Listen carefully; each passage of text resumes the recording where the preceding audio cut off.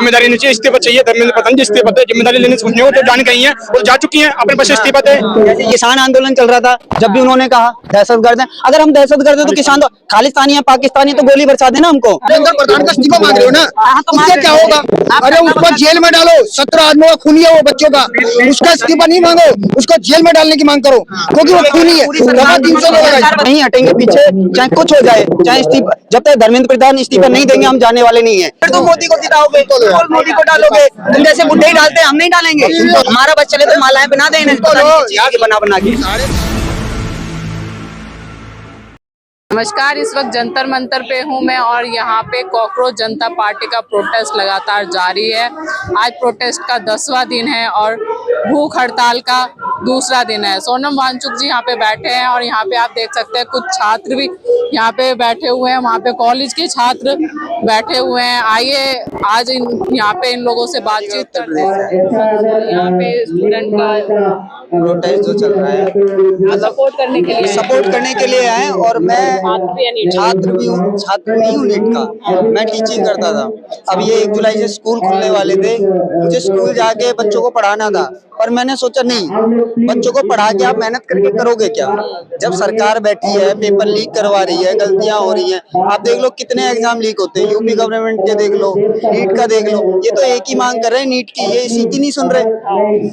अगर देखा जाए यूपी कांस्टेबल के कितने बार लीक हुए हैं पेपर, यूपी गवर्नमेंट में भी लीक हुए हैं, यहाँ भी प्रोटेस्ट चल रहा है, नीट का चल रहा है, महाराष्ट्र में भी हुआ है। मतलब ये क्या करते हैं, जैसे कि नीट का पेपर लीक हुआ तो ये क्या करेंगे, बड़े जो लोग होंगे जो सरकार के नीचे काम कर रहे हैं, मतलब जिनको सरकार का पता, उसको कोई कुछ नहीं कहेगा, क्या करेंगे, ये पेपर दोबारा ले लो। पेपर दोबारा लेके क्या करना है?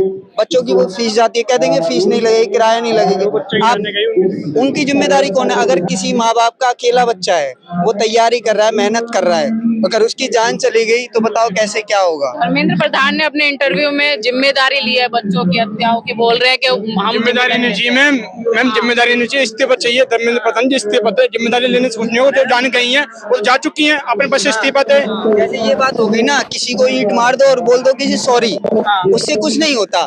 उनको ये गलती बड़ा दिल करना चाहिए। हम लोग भूख हड़ताल में बैठे, बड़ा दिल करना चाहिए। हम स्टूडेंट, टीचर, बच्चे सारे आए हुए यहाँ पे, उनको ये देखना चाहिए कि जी मेरे से देश नहीं संभल रहा, मेरे से शिक्षा के क्षेत्र में काम नहीं हो रहा, तो मुझे इस्तीफा दे देना चाहिए और सरकार को कोई दूसरा मंत्री लेके आ जाना चाहिए। आप बोल रहे हैं कि यहाँ पे स्टूडेंट छात्र आए हुए हैं, पर वो उन्होंने तो धर्मेंद्र प्रधान ने बोल रहे हैं कि यहाँ पे मतलब जिनको कोई नहीं पूछता वो आया हुआ है यहाँ पे, कोई दहशतगर्द बता दिया। मैं बता रहा हूँ, जब किसान आंदोलन चल रहा था, जब भी उन्होंने कहा दहशतगर्द है, अगर हम दहशतगर्द है तो किसान तो खालिस्तानी है, पाकिस्तानी तो गोली बरसा देना हमको। क्यों एंट्री दे रहे हैं? क्या बंदूक है, क्या गोली है क्या हमारे पास? क्या बारूद भर के लाए हम? क्या करके लाए हम? कुछ करके लाए क्या? अगर उनको लग रहा है कि हम दहशतगर्द है तो भैया गोली चलवा दो, हम पे मरवा दो। क्यों किसान आंदोलन वापस ले लिया था उन्होंने? नहीं लेना चाहिए था। अब तुम देखना, हम नहीं हटेंगे पीछे, चाहे कुछ हो जाए, चाहे इस्तीफा, जब तक धर्मेंद्र प्रधान इस्तीफा नहीं देंगे हम जाने वाले नहीं है। एक कुछ लोग बोल रहे हैं धर्मेंद्र प्रधान के इस्तीफे से क्या ही हो जाएगा, क्या पेपर लीक हो जाएगा? मैं बता रहा हूँ, सरकार नहीं, सरकार को ये देखो, जनता को ये पता लग जाएगा कि सरकार निकम्मी है, ठीक है, वो अपनी नाकामियों को अपने आप से मान लेगी, जाहिर हो जाएगा। फिर धीरे धीरे क्या होगा, सरकार बदलनी है। सिंपल सा तरीका है कि ये सरकार बदलनी है, पहला स्टेप हमारा यही है। देखो, पहले ये अपनी गलती माने, ये कहने लगे जी हमसे गलती हुई है, हम इसमें सुधार करेंगे, हमारे मंत्री से शिक्षा का मंत्रालय नहीं संभल रहा है, हम अपने को वापस ले रहे हैं। अगर दूसरा मंत्री आता है, अच्छे से पेपर करवाता है, नकल माफियाओं को भगाता है, जिनको ये पैसे देके किसी एक छोटे आदमी को पकड़ लेंगे, बड़े आदमियों को जो इनके सरकार के जो होते हैं उसको लाखों करोड़ों रुपए जो छाप रहे हैं उनको कुछ नहीं कहना, किसी छोटे आदमी को जेल में डाल देना। तो सरकार की ये चीजें हम सबको पता है, पर क्या करें, इनको हिंदू, मुसलमान, पाकिस्तान, इंग्लैंड ये करना है। जो देश के आम मुद्दे हैं उनको कोई बात नहीं करनी। पर देश तो मजबूत हाथों में है ना मोदी। इतने मजबूत हाथों में कि वो टॉफी खिलाने गए थे ना मोदी जी, देखे थे ना सबने, इतने मजबूत हाथों में। तेल बचा लो, विदेश मत जाओ, ये मत करो, वो मत करो, और अगले दिन ही फ्लाइट में बैठ के और सीधा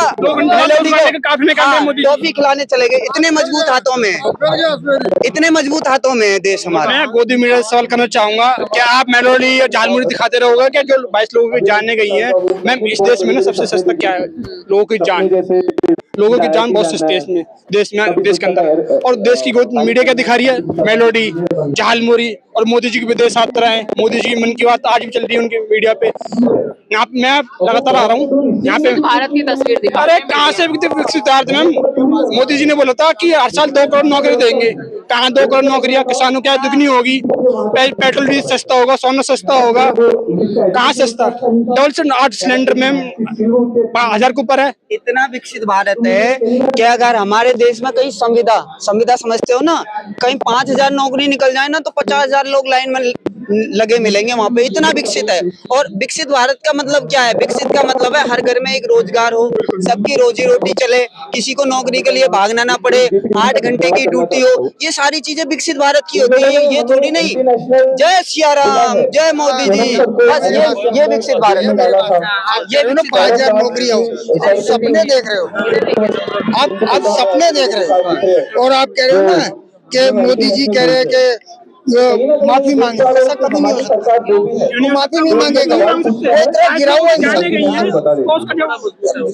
वो इतना गिरा हुआ इंसान, तीसरी फेल इंसान, मोदी तीसरी फेल है। योगी देखो टकला, उसको कुछ भी नहीं आता, वो बैठा है वहाँ पर, मत बोलो, अरे आप मेरी बात सभ्य भाषा से बात कर लो यार। आप उसका धर्मेंद्र प्रधान का इस्तीफा मांग रहे हो ना, उससे क्या होगा? अरे उसको जेल में डालो, 17 आदमियों का खूनी है वो बच्चों का, उसका इस्तीफा नहीं मांगो, उसको जेल में डालने की मांग करो, क्योंकि वो खूनी है।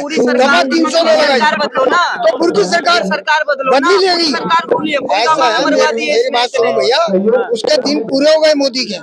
मोदी में जब हिंदुस्तान में कुछ कांड होता है ना, वो सीधा विदेश, क्योंकि उस सब में तो था ही नहीं। जाओ चुनाव आने दो, पश्चिम बंगाल देख लिया ना, हाँ देख लिया ना, फिर तुम मोदी को जिताओगे, मोदी को डालोगे, तुम जैसे बुढ़े ही डालते हैं, हम नहीं डालेंगे। आप जो ओल्ड एज है आप डालोगे, हम नहीं डालेंगे। हमारा बस चले तो मालाएं बना दें बना के। 750 किसान जब मरे तब मोदी की आंख खुली, और बाद में अमित शाह जी कहते हैं हमारी जानकारी में नहीं जी 750 मरे।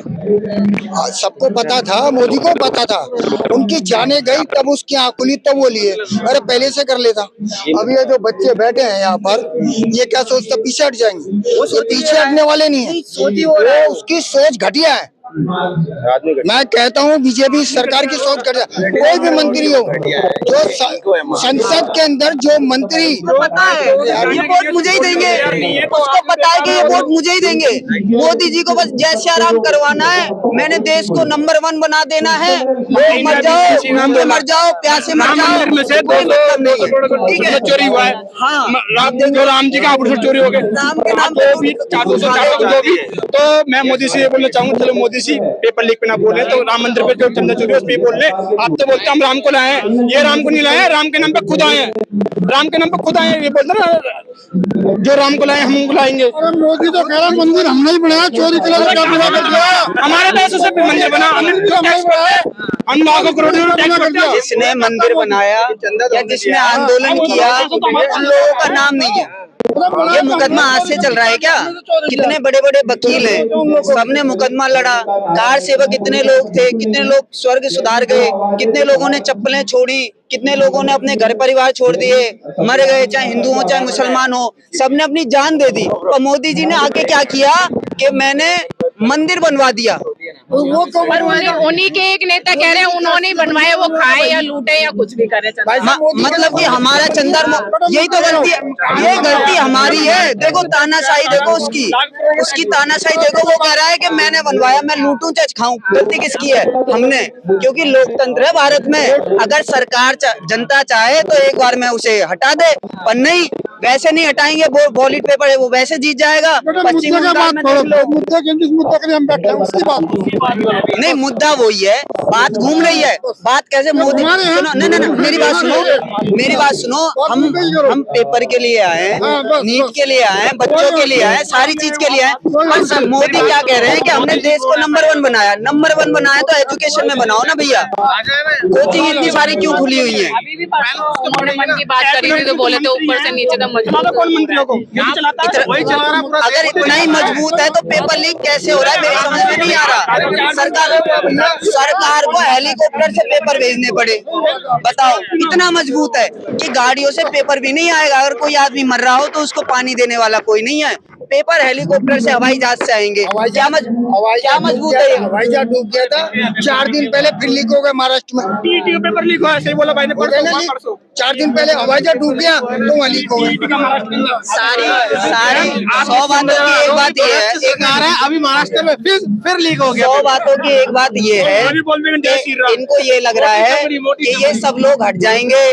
जितने बच्चों ने आत्महत्या, सुसाइड किया है, जो गए अपनी जान से, इनको लग रहा है कि हम हट जाएंगे। कॉकरोच जितनी भी जनता पार्टी, ये लोग वैसे आलसी निकम्मे हैं जो इतनी धूप में बैठे हैं। हमें कुछ पता नहीं है, ये चाहे कितना भी कुछ कर ले।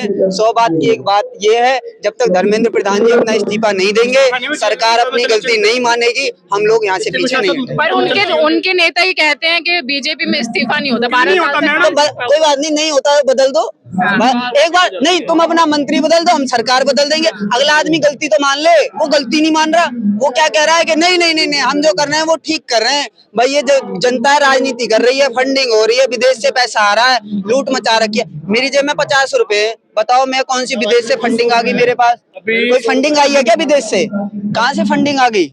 कोई फंडिंग नहीं है। सब लोग अपने पैसे, ये प्रोटेस्ट ऐसा है कि सब लोग अपनी जॉब, पैसे, सारी चीज छोड़ के खुद से आ रहे हैं, अपने पैसे से आ रहे हैं, अपनी जॉब को छोड़ के आ रहे हैं, मेहनत कर रहे हैं खून पसीने से, लोगों को दिखा रहे हैं कि हाँ।